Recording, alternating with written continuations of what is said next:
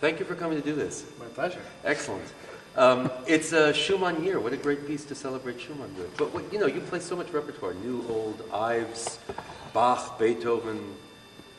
Something special about this piece, though, in terms of all the other romantic, and not that you're lacking, you pianists, for romantic repertoire.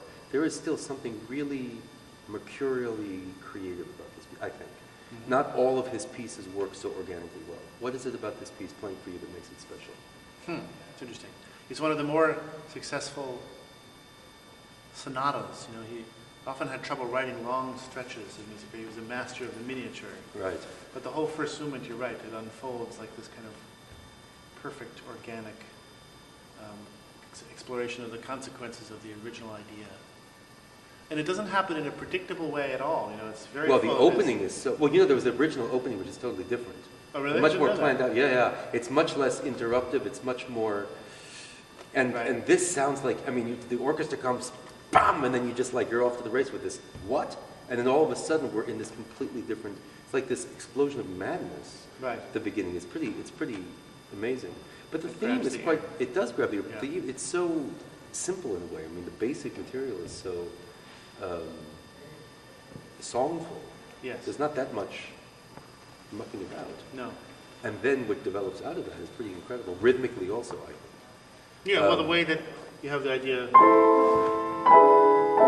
and then the sort of, it's negative.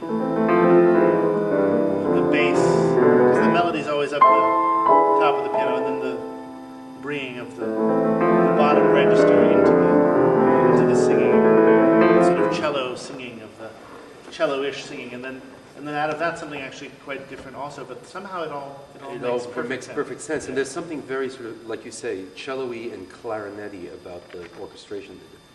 Also, you said in terms of one of his more successful sonatas, not every orchestration is as good sounding and successful as this, I think. Mm-hmm. It sounds symphonic, but it certainly sounds chamber music-like in it also, because of the clarity and the texture. I also love the way in Schumann, very often, he has it all over the place, chamber music, Fourth Symphony, 1,000 different examples, where he'll take that little kernel going into the second bar, and that becomes the beginning of the second movement. Yes. There's a certain integrity of ideas, and people say, well, it's rehashing the same stuff. I think it's PDV, pretty damn brilliant. No, It's incredible. It's almost, Liszt may have borrowed this idea of thematic transformation, take the same simple idea.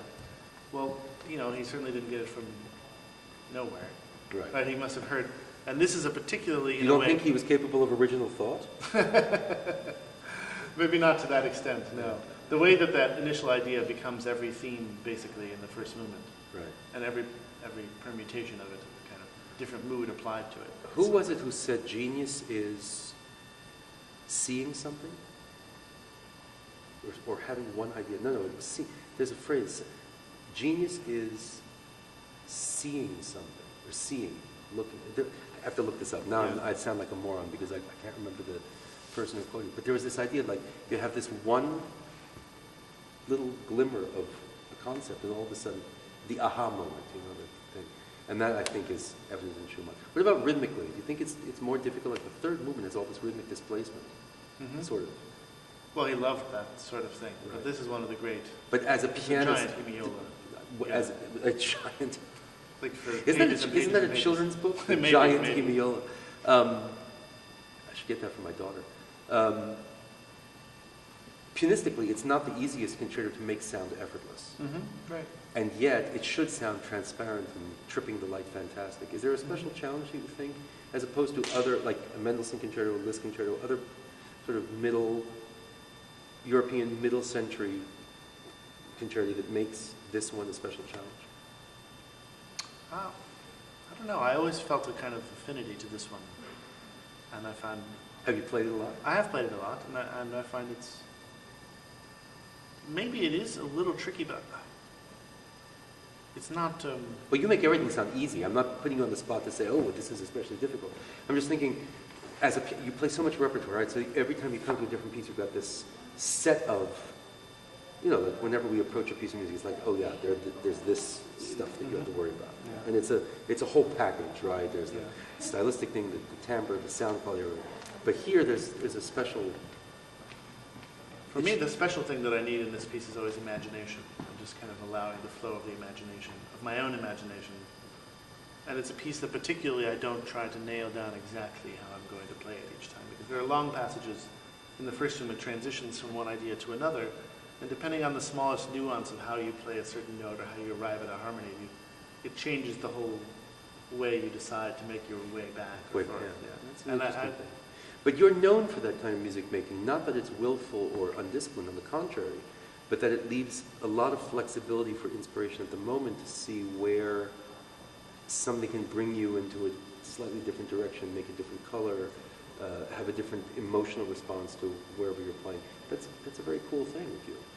Well, thank you. You're welcome. I like being that way. Well, it's fun, and it's fun to accompany somebody like that because it's not a sort of pre-planned approach, especially in this music where I find Schumann is a little bit of a hysteric. Well, he was a little bit of a hysteric, a classic, romantic, over the top. And so this kind of breathlessness in his music, this kind of, which you don't necessarily feel in, I don't know, Bruckner or Right. Mettner or, No, it's totally different. Right. So you have this aesthetic of, the emotion is intense and quick, even in quiet moments, that you have this sudden, if there's a little pang of pain, the pang of pain is acute. Yes. Or if the rush of joy is coming, it's sort of like, it takes you by surprise. And you need that kind of flight of fancy to make it work. It's a tempo thing, it's also an articulation thing.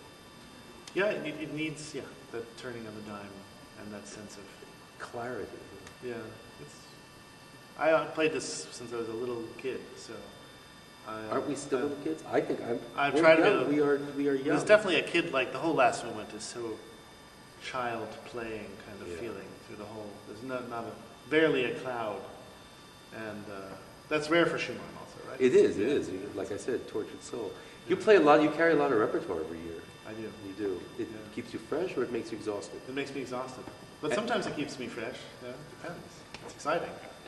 It's good. It does get you bogged down. What have you played this month, for instance? Mozart 595, Beethoven 1st, Prokofiev 3rd, Beethoven 5. Plus recitals. Plus recitals. It's good. It's a little silly. Yeah, but we're thrilled that this is a Mendelssohn year and a Schumann year. This program has Mendelssohn and Schumann. What better piece to represent Schumann than this? It's great. Agreed. Yeah. Thanks for coming. Lunchtime.